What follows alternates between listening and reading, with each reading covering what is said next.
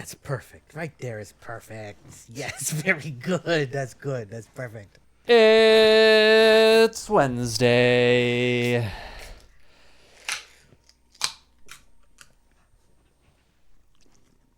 To me.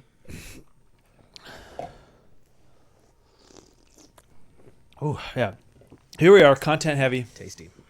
Book club. Day of the Jackal, episode 4, the final book episode. Because we're at a book. There was no sequel to the Day of the Jackal. Did you actually look that up? I didn't. But I'm pretty sure there's not.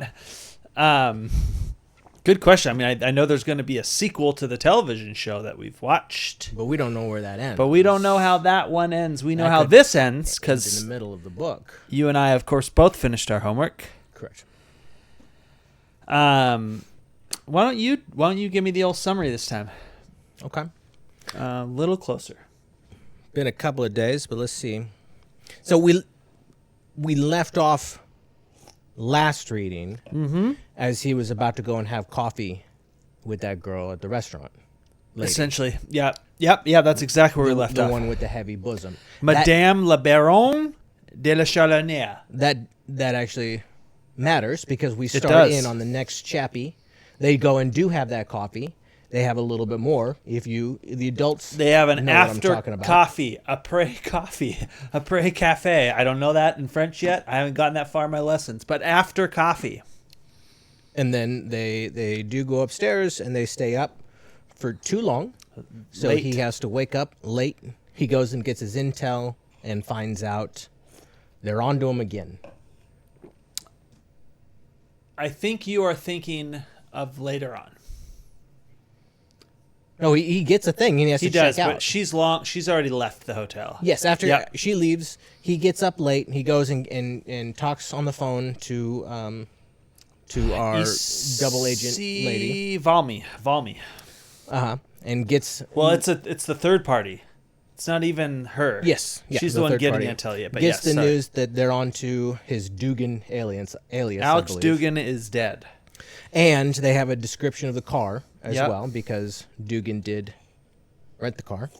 And so he checks out of his hotel, relevant because he has 1 day remaining. Has he painted the car at this point? No. Nope. Okay. No. He's got 1 day remaining that he had checked into, but he says, I'm going to check out. I'm going to get out of here. They're on to me. And he starts driving up. He has to pause. He does repaint the car to a tasteful blue. Yep. I'm imagining a deep sky blue. I was picturing like a periwinkle. Oh, in my head. I was like almost turquoise was the blue I was picturing, but I like the periwinkle as well. Car paint is a special kind of paint, right? You don't go to Sherwin-Williams. Yes. Yeah. Typically, yes. I mean, I've seen people spray paint cars before and make them look okay. But yes. Yeah. Typically, it is a special paint, but he does mention in the racing world we call it a 10-foot car. Or a 20-foot car, which is, it looks great from 10 or 20 feet. Yeah, he does say he did a bad job. If you looked up close, he does say, I believe he calls it a passable. Right. Yeah. So he drives a bit. He gets out of some jams that would have jammed him up, looking for that particular car, but they're looking for the white Alfa. And he switched to his... And they switched the plates. He's the Dutch tourist at this point, right? Does he switch over to him already? I believe so. Yeah. But he's definitely switched the car, paint, the license plate, etc. He drives up. He ditches it. He gets picked up hitchhiking by some guy. Yep. Driven into town. He gets a taxi to take him up to this lady's house. So he's following this lady now. Yep. He says, I can hide out there for a little while. He found her name from the guest book of the hotel when he left. Mm-hmm. Why doesn't he just go and kill the president? Because he's already got a plan. He's already got a date and a time, as our protagonist will intuit in a little bit. So he's got some time to kill. He's got like a week to kill. So he goes up to the Baroness, and she is in an unhappy We learned quite a bit about her very public marriage to her husband. Very public downfall of that very public. Yep. He masquerades around Paris a lot with younger ladies. He does. He's seen in the news quite a bit, and she's not very excited about it. So they bang like a bunch. A bunch. Over multiple days. so many days that eventually she figures out he goes and makes a phone call every morning. Makes his morning call. She picks up the line one time and realizes, oh, I see what's going on. Immediately understands who he is. And then he kills her. He proceeds to unalive her. Yes, he very much unalives her. Which is a bummer. That is a bummer. She seemed the fun character. She got a bad break in this story. A bad break for sure. Done dirty by a couple of men in her life that she had trusted. Anyway, he goes to the train and gets on a train, and off he goes. At this point, he's a priest. That's when he turns into the priest at this point, yes. Because he's got his special book. You remember from like 150 pages ago, he bought a book about churches and cathedrals. Yep. He's on the train, and his little priest is the Dutch priest reading this book. He changes into the Dutch priest at her house. I remember that now as he leaves. He sneaks out the window. Meanwhile, our guys are trying to find Dugan, and then they realize Dugan is blown. They're one step behind. LaBelle at some point bugs everybody, all the people in the room of the meetings that they do on a nightly basis, does find the lady given the intel. Now, a slight note on this before this, he keeps figuring out his IDs. So first he finds Dugan, and then he starts searching for stolen passports during that period of time, and so he actually locates the Dutch person. He has not located another ID quite yet that we find out about, but eventually he becomes Marty. Marty Schuster, the American. Marty's the American, yeah. And it's when he's Marty, or right before he becomes Marty, I think, is when they bug, and they figure out that there are, I've got it written down here, St. Clair is the one who his mistress was giving all the intel away. Yeah. Sorry. And yeah. And at this point, they are hot and heavy. They are catching his new nicknames. They are bothered by how he keeps just barely getting away. Yes, that's true. He does seem to be a step ahead, and that's what gives LaBelle the idea to bug, because they must have some sort of information leakage. And we find out later, of course, hilariously, that he bugs everyone, not just this one guy. But also, the way that he obtains all of these fake IDs is pretty much the same. He's looking for. Yeah. We have to look for new passports issued to people who are dead or have lost their passport or something like this. There's got to be some source for these passports, and so they're really starting to get them one after the other. Boom, boom, boom, boom, boom. So he gets on the train. He gets into Paris. He narrowly misses getting caught there, and he's up against it at this point. Because now they know he's in Paris. Yep. They know all of his IDs. He knows Marty Schuster's probably blown. He's got maybe a day with it, he thinks. So what does he do? He changes his clothes and everything and his look into that of a woman and goes to some queer bars. Picks up a guy. He's got his choice. He does. He's got two potential suiters. He does choose the one that seems easiest to kill, I think. Yeah, I think he goes for the younger one and the one that doesn't have money. Right. There's the big hulking guy with lots of money, and then there's the arty guy who's about 110 pounds soaking wet. Nobody knows who this guy is. This guy will not be missed. He won't be missed, and also he's going to be very easy to overpower. Mm-hmm. And he does overpower him. He does... doesn't he unalive him? I think he unalives him hardcore with his hands around his throat, I believe. And hangs out there for a couple of days. He looks in the fridge and determines he could probably live for 3 days off the food in the fridge. The news comes on. The news is, of course, about our friend the Jackal. And then he unalives his new buddy and lives in that apartment for a couple of days. Concurrent to this, LaBelle is pretty much told to go home. Yeah. We'll take it from here. You investigated it. Blown his ID. Now it's just up to us. And also, for some reason, the mob. They say we'll also get the mob. Yeah, we'll get the mob involved. Which did you do any research on the mob? I didn't. I should have, but that seems like a dad thing you would have done. I did. And we'll get into that. Okay. I did. So they get into the mob for some reason, and everybody's out there looking, but nobody is looking for a woman. Nope. and nobody is looking in this unalived guy's apartment, so they don't find him. The day comes. We all know this is going to be the day. It's the only social event on the calendar, Day of the Resistance. LaBelle figures out that this is obviously going to be the day. So he tells them, they say that we have 24 hours to find him, and he goes, actually, you have 3 days to find him, because I'm pretty sure this is what day that it's going to happen. Which is the holiday of them, I don't know what, getting... It's their liberation from Germany. From basically WW DOS. Yeah, they get their country back, essentially.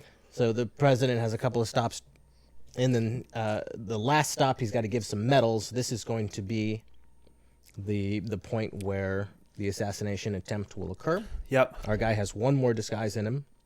He does. It's this busted, broken down army vet, medals everywhere. He looks, I guess, in like 60. He's only got one leg. Yep. This guy breaks into the house where he knows he can get that shot. He does get a shot off. He misses it. Why? Because he doesn't understand. Because the French military customs. honorary customs. And then LaBelle comes back in, storms in the house as he's reloading. His friend gets shot, but then LaBelle takes him down, and he dies, but CDG lives. CDG does live. LaBelle lives. The Jackal dies. The Jackal is also unalived. And, of course, we find out that Charles Calthrop, the person we all thought the Jackal was, he shows up all of a sudden, and he has been just out in the woods doing adventurous stuff. Yeah. What did you think of that part? Well, first, obviously, the book had to come down to LaBelle and... Yes. The Jackal mano a mano. Yes. Because this is a best-selling thriller book from the 70s. It ended in the way that it was always going to end. Yeah? One of them fighting mano for the... Mano. Yeah. High noon at the saloon, so to speak. But what you're describing is the epilogue, where we find out that the person that we thought it was... His actual identity, Charles Calthrop, that we thought it was... Had nothing to do with it. He was up in Scotland fishing or whatever the fuck. Yeah. Just like he said. Just like he said, he was just gone for a couple weeks doing the thing. I didn't like it. I didn't like that part. I mean, maybe you can talk me into this, but I thought that seemed wholly unnecessary. Well, I think the whole point of it, in my eyes, is that we still don't... The whole point is we don't know who the Jackal is. Like, he becomes a mythical character at that point rather than a human character. He's dead. Nobody knows he is dead. Nobody knows who he is. It's all over. I don't know. I think it's interesting, but it feels like a to be continued without actually being a to be continued, because obviously Charles Calthrop is still alive, not the Jackal who just fishes. Yeah, we just go to the woods and this guy fishes. We couldn't check that. He was just where he said he was? Well, I think he said he was going to be off away. That's 3 or 4 phone calls. It is. Well, it seemed like he's just out. I did like his interaction with the cop when he's just like rifling through his stuff. There was something I believe earlier in the book where LaBelle says, no, he's blown. We don't have to follow up on going up to Scotland and seeing if he's fishing. So they did cover that, but at the same point in time, they've got so many people looking so many different places. They can't look there too to see if the guy's fishing. The whole thing just seemed like a little bit too cute. Like we want to do a twist ending, but there's no real purpose to the twist. Yeah, I mean, I think that the purpose is just to say that even though we are like the good guys won, they did the job, they bested the Jackal. They in some way didn't, in that they still don't even know who he is or where he came from. Well, he's dead, so he is. They got him pretty good. But maybe there are more Jackals out there. In the 70s, don't we have fingerprints and stuff? Can we do something? We do have fingerprints. Yeah. But you have to be in a database. They just threw their hands up in the air and said, well, they did kind of. I mean, I don't know if you could do like 10 more chapters of them like... No, but you could put in a thing like they look through all the fingerprinting databases, and even if it doesn't come back with it just seemed abrupt. It seemed tacked on. It is a little bit. I don't know. I personally enjoyed it, but I do get your side too. It is not necessary. It does not make the book necessarily better or worse. Yeah, it was a twist for the sake of a twist. I feel like it was a twist because we're supposed to be under the assumption that the good guys won and they figured out who the Jackal is and all of his motivations and everything. I know that the motivational discussion was pretty bad in this book. That's actually one of the few things that's really bad is the Jackal is like one paragraph of motivations. He just wants to be rich. Money, please. But I think I kind of like the end just in that it was the Jackal getting one more over them at the end. Because in some ways he is the main character. I have a hard time saying he's the protagonist than anyone else. Yes, but in some you could call him the protagonist. You could call LaBelle the antagonist if the protagonist doesn't have to do something good. His thing is I'm going to kill Charles de Gaulle, and the antagonist is LaBelle trying to keep him from doing that thing. So in that sense, because there are parts of this that you're wanting him to get away. You do one paragraph absolutely flaming up CDG, and he becomes a protagonist. Yeah. Okay. Fun notes that I have. She calls him a primitive and tells him to come here, primitive, which is kind of cute because he calls himself a primitive when he gets caught looking at her chest. Oh, yeah. Mm-hmm. When they're at the hotel. A peg noir is a dressing gown, which I think is pretty clear by the context. But it was fun. It comes from peigneur, which is like the French word to comb. So because it was like the dress that they would wear to comb, like ladies would wear when they're combing. I loved the "Je rien vu," "tu comprends," which is what the old farmer says, and he's basically saying, "I haven't seen anything. Mm-hmm. Do you get it? Or do you understand?" Yeah. He's very much. Which part of me wants to be like, "Fuck the cops." Yeah. I like that farmer. I like the guy who picks him up when he's hitchhiking. Yeah. The cops find him. They say, "What do you know? Have you seen this guy?" And he says, "Snitches get stitches." Yeah, he's just get the fuck out of here, basically. Yeah. And I kind of liked that. They say "Sale flic" again, which is dirty cops, which I just think is just the best. Do we need to use the word niggled anymore? Remind me what one that is? He's talking about it causing a slight annoyance. It's often used as something is niggled in the back of your mind, it's bugging you. And I just, it's the 70s, so but it's just too close to, I don't know. And I feel I think that same word comes up in Game of Thrones. You know how there's no phone numbers that start with 911 because 911 is already used for just 911? Yeah. We should have the same thing with words with NIG. Yeah, we can stop. Though there is that one country, Niger, that makes that difficult. Well, we can do it in their own pronunciation. It's probably... I thought it was interesting how quickly Madame Le Baron figured out what he was. Well, she's also rooting around in the suitcase. Yes. So she gets the phone call and she's listening on the phone call, and then she's rooting around and finding the gun and everything. And we should say, you were talking earlier 2 sessions ago, where was the gun during the assassination attempt? I'll tell you where it was. Where was it? It was in where his leg used to be.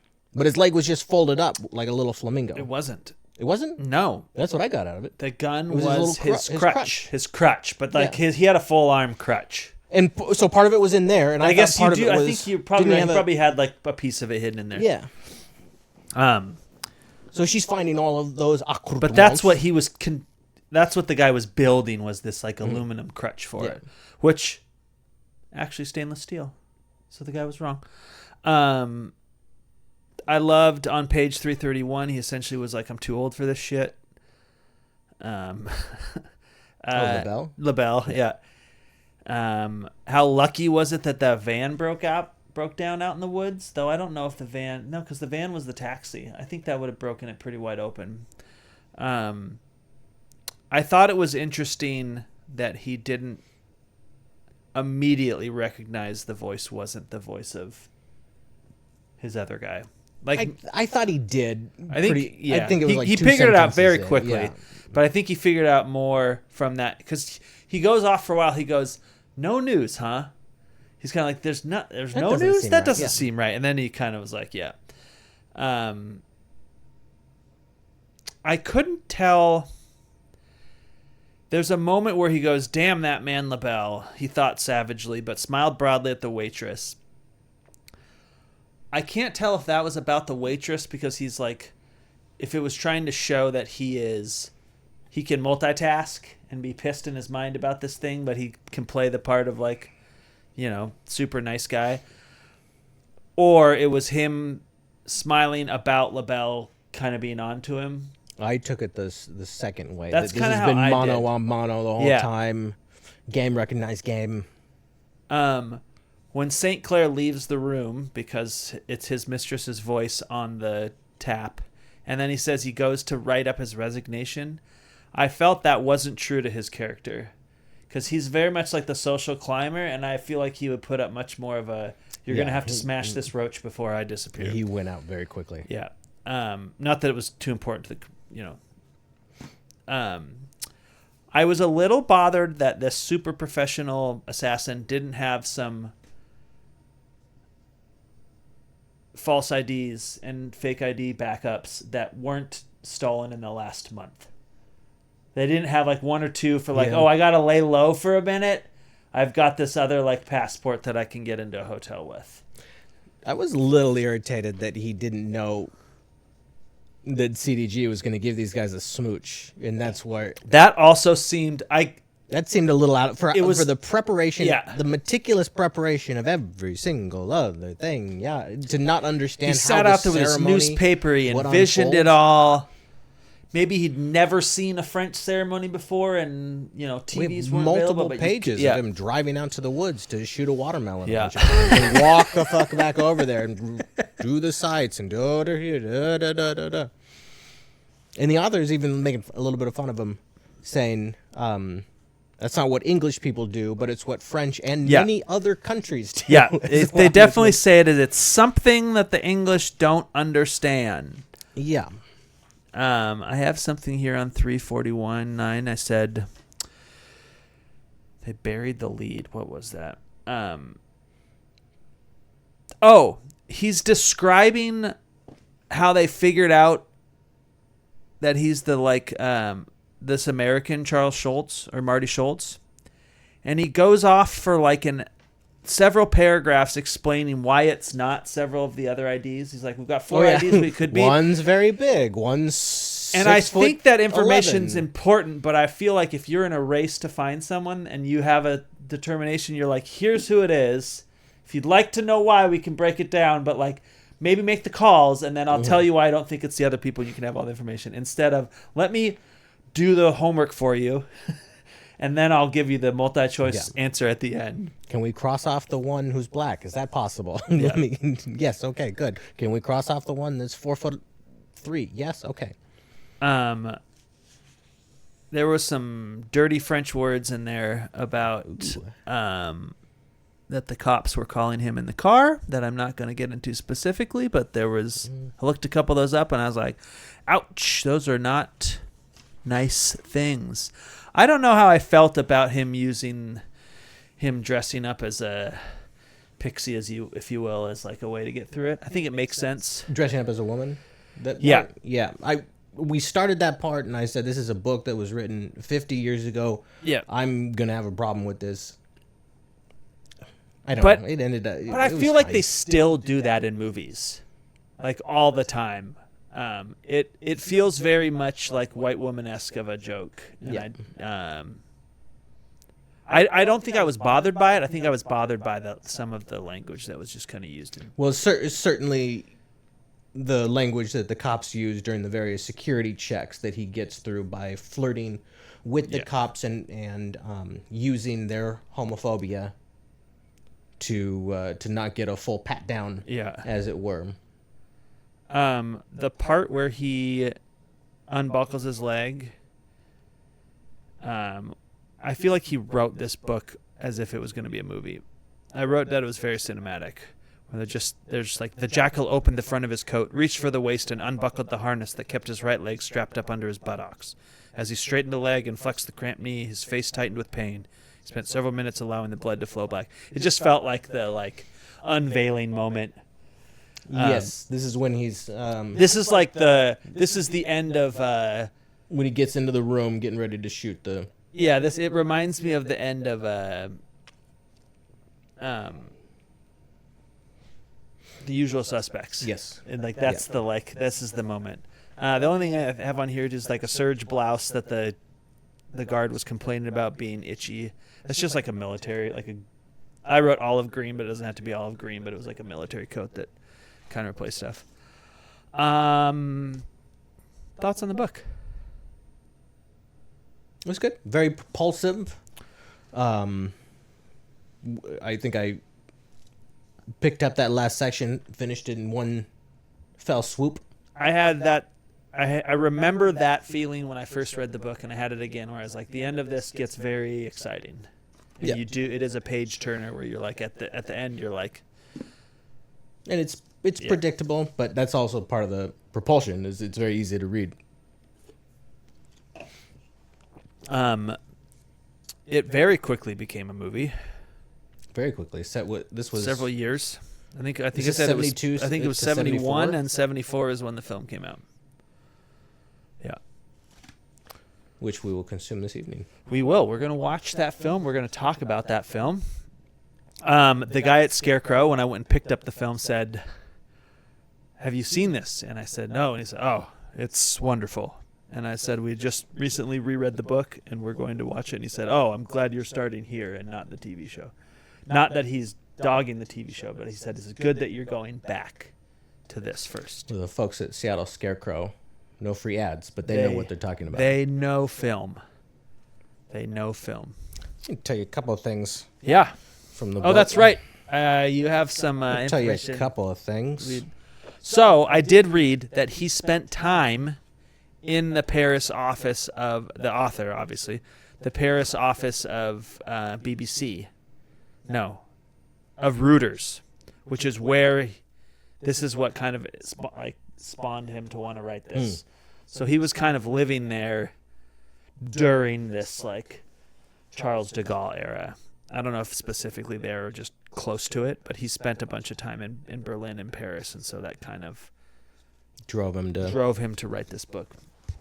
Because he has there's a lot of French influence in here. Obviously, most of it takes place in French, but it's interesting to come from an English writer and be he's pretty connected to the pulse of French. Yeah.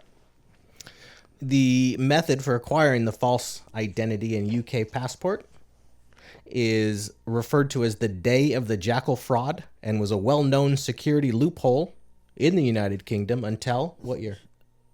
1976. 2007. Wow. 2007. And this is the dead person one, not the. I'm assuming that you replace someone who died. Oh wow. My guy writes this book, releases it in 71. And they're like, let's name it after this thing. The but book not is very fix well it. known. And they would eventually fix it 35 years later. Shout out to the UK. There's 3 terrorist assassination people who were found with a copy of the book. Really? Venezuelan terrorist Carlos was dubbed the Jackal because he had the novel in his various belongings. I'm going to butcher the pronunciation here, but Yigal Amir. Okay. He's the guy who assassinated Yitzhak Rabin, Prime Minister of Israel.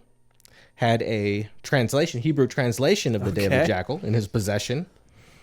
And then the would-be assassin Vladimir Arutian, who attempted to kill George W. Bush, was an obsessive reader and kept an annotated version of it during his planning for the assassination. Now, I'd like to something. Now, this book does have a legacy. To that point, if you are trying to emulate the Jackal, and this is not a how-to guide by any means, and children don't do this at home. Do your own research.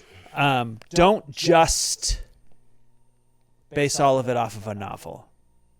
You would think I'm glad that he took his time to annotate it, but maybe have a couple of other books of information to help you out. At the same time, this was a UK security loophole for 35 years. They didn't exactly come back and learn their lesson from this book that was written for them. That is funny. It is funny.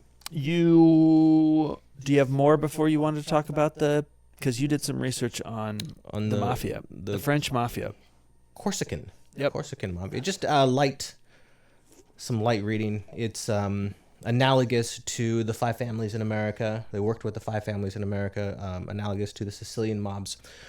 Big in the 30s to the 70s, they would get the heroin grown over in India, China, Southeast Asia, etc., or in Turkey.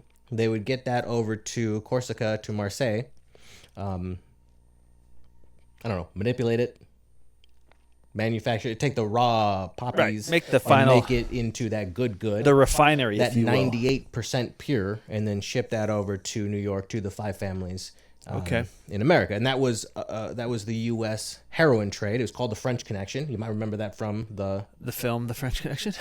And it was basically, let's get the heroin from there over to New York, and these guys were in charge of it, and they ruled much of the south of Paris, with Marseille and Corsica as their bases. They were propped up by the French government and by the CIA. In exchange for what? Cooperation and information. Keeping the communists at bay. Yes. Keeping the Ruskies excellent out of, and of course that would not backfire. No. Ever. No. And then in the 70s, there was a big crackdown on the heroin trade, and that sort of fell apart, or they went into other stuff. But you remember in The Godfather, where Marlon Brando is talking about how we're not going to get into that heroin business because that's gambling is great and prostitution, that's wonderful, and this is great, but heroin, that's the bad crime. That's what we're talking about here, is being on the receiving end of those shipments. Do you think, and this is just way off target, that they do that in movies to be like, no, we're not the bad guys? Oh, yeah. Yeah, definitely. We're not going to do the drug. Like, whoa. Yeah, that's a bridge too far. That's Bed Bath & Beyond. We're just protecting small businesses. My other question is, what is your favorite failed assassination attempt? Oh, I wish you'd asked me this question with enough information. It's funner this way. It's funner this way, where I have a good answer. Probably. No, I have a great answer. When the guy threw the shoe at George W. Bush. It was just a regular shoe. Yeah, but he threw it with a lot of gusto. This is an odd job. He really threw it. It's hard to failed assassination attempts. And now that's an interesting question, because it is your favorite because they didn't kill the person that you wanted to live, or is it your favorite because the comedic situation around it, or is it the favorite because you don't like the person and it made a fool of them? Notable. Like, these are all reasons that could. Notable story is what I'm not. I've got. I have 4, and it's not because the people didn't die. Your top 4? I've got my top 4. I was gonna flesh it out to a top 5, but is top 5 so shoe busy. Now? Can we put shoe guy George W. Bush on as number 5? You mean last? Yes. Yeah, that's fine. Okay. So I made the top 5 is what you're telling me. All right, I'll give you you can tell me if I'm missing anything, as to give you a little time to think. Number 4, Hitler. Okay. You remember the movie Valkyrie? Yes. We got an exploding suitcase into his bunker, and then they just moved it a little bit to the left. I don't know. It was blocking the sight lines or something. They just moved it a little bit over here, and so it didn't kill him. It just gave him a ringing in his ear. Which I bet it bugged him. The ringing? Oh, yeah, I bet it. I would hope so. But that's that Tom Cruise movie with him in an eye patch. Yep. I have not seen it. Well, it's a good one. All right, we'll have to put that on the list. Number 3, Theodore Roosevelt. Teddy Roosevelt to some. You know what's so sad is I was immediately trying to figure out where in Ted Lasso someone tried to kill.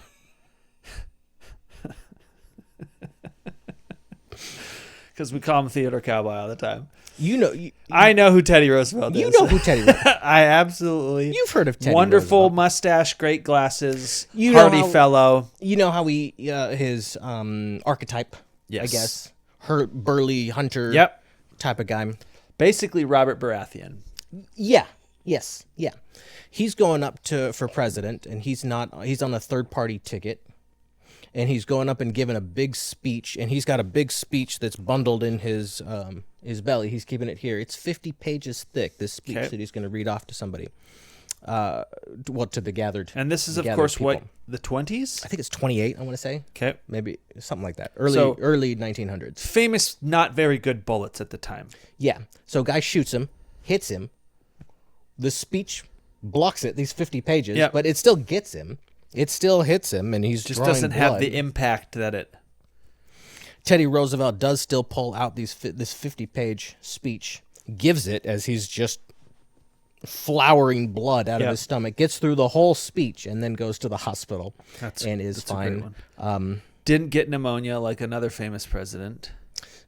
Ended up splitting the vote on the conservative side or liberal side. I don't remember. Either way, Woodrow Wilson won. So that's number 3. Salman Rushdie. Okay. He wrote the book, The Satanic Verses. You read that? I've not read it, but I know of it. Beautiful book, wonderful book. But some folks got a little bit upset and did a fatwa on him. Survived 2 assassination attempts. The guy who originally did the fatwa died. And so apparently now the fatwa can never be called off because it has to be called off by the guy who... So there is still technically the fatwa on Mr. Rushdie as he zip-zaps around. Hasn't he passed away? No, he's still alive. Okay. And then we got number 1. Number 1, Fidel Castro. We tried to kill this guy so many times. His Secret Service claims that there were 634 assassination attempts on his life. Now, I don't want to coin a term, but that sounds like a little bit like fake news. Let's not get political. Yeah. I don't want to get... Because... like you don't need the number 600 to know it was too many or a lot. Like it was a lot. Yeah, qualitatively it was a lot, and we tried to do a bunch of them as the CIA. Not us personally. Not that I'm in the CIA, obviously, but we did just a whole bunch of Looney Tunes type of shit. Have you heard of any of these? I mean, I feel like I've definitely heard the like zeitgeist of it, but I don't have specific examples, which I'm assuming at this point you have a couple. Oh, big time. We sent him exploding cigars. That's a good one. That just never got to him, I guess. Otherwise, that one would have definitely gone through. He was going to visit, I think it was the U.S. or something, and we were going to dust his shoe with poisonous dust, but his trip got canceled. We were going to get him. We were going to build this pen that had a needle so small he wouldn't be able to feel it. Okay. And it was going to be filled with a whole bunch of poison, but the guy chickened out. And then we tried this another 631 more times.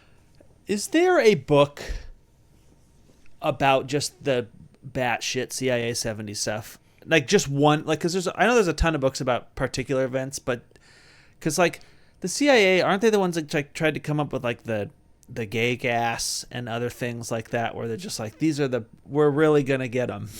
Yeah. I think they wanted to light a whole bunch of bats on fire and release them in the middle of Japan because all their buildings are made of wood and paper. Right. They were at least they're thinking outside of the box. Yeah. I appreciate that component that they are out there thinking. It's the type of minds that would later go into the writer's room at SNL. Yeah. Yeah, for sure. For sure. All right, well, we'll move on to the movie film. The film. And then I think this is going to work out good because then we can go to the TV show that we are both looking forward to. And then we can cap it off with what I assume is the horrendous 2000s Jackal starring Bruce Willis and Jack Black. Oh, I forgot he was in that. I remembered specifically because I was just looking at episode 0 today. I was going to throw it up. I haven't got it quite finished yet, but I'm excited for that one. In my head, it ends with everybody dead, but a jackal walking across the screen like the ending of The Departed. That would be fantastic. I don't know if I've actually seen the full movie. There are moments of it I've seen, and I want to remember, like, as a person of the age when that movie came out, I definitely was probably like, that looks cool. There's a big gun in it. And Bruce Willis with blonde hair. I want in. But I don't think I ever went to see it. It also may have been I was like 16 and it was probably rated R. What's your favorite Bruce Willis movie? I mean, easy ones are like Die Hard. Die Hard 2. Die Hard 2 is a good one. The third one is actually fun too. I actually like him. It's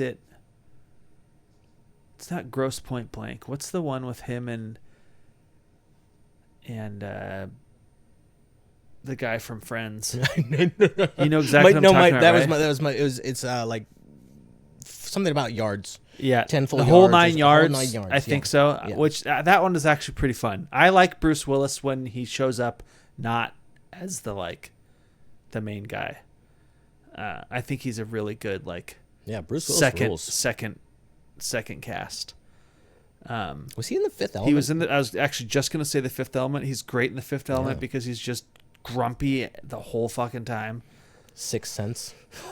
That was the first one that just popped in my head. Seventh But Heaven. I think, and this is gonna upset a lot of people, I think I liked him in Unbreakable more than Sixth Sense. Dude, that is Bed Bath & Beyond. Yeah, I just liked that movie. Obviously Sixth Sense by all metrics is a better movie.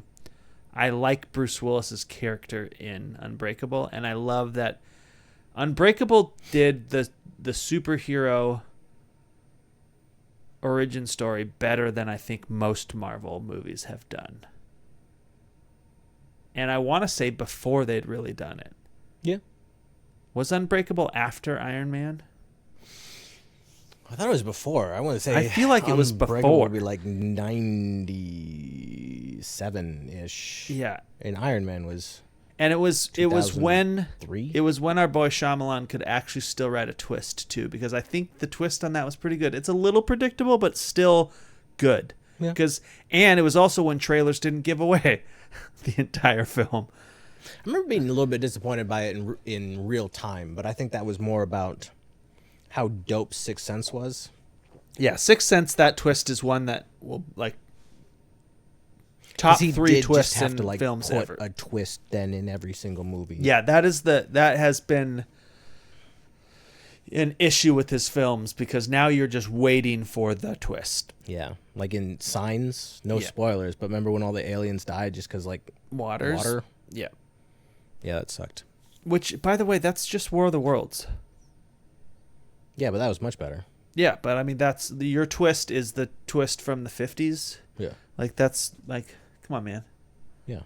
You know what the biggest twist he ever came up with is that. I don't want to talk about it. I was going to make some really horrible nepotism joke just about his kids getting to make movies now at age 5. Well, they were great in Trap. They actually were great in Trap. Yeah. I actually enjoyed that film. I enjoyed it enough to call it a film. Yeah. Josh Hartnett was great. What's your favorite Josh Hartnett film? Just kidding. 40 Days and 40 Nights. Is that the one where he? Is that with Hartnett? The one where he abstains from sex? No, isn't 40 Days, 40 Nights where they're vampires in Alaska? Isn't that 40 Days of Darkness or something like that? Is he in Pearl Harbor? Ben Affleck and Josh Hartnett? No, that's Matt Damon. Matt Damon. All right, we're getting way off target. All right, that's it. This is the end. We've talked about the book. We're going to talk about the movie. If you made it this far, Matt Damon.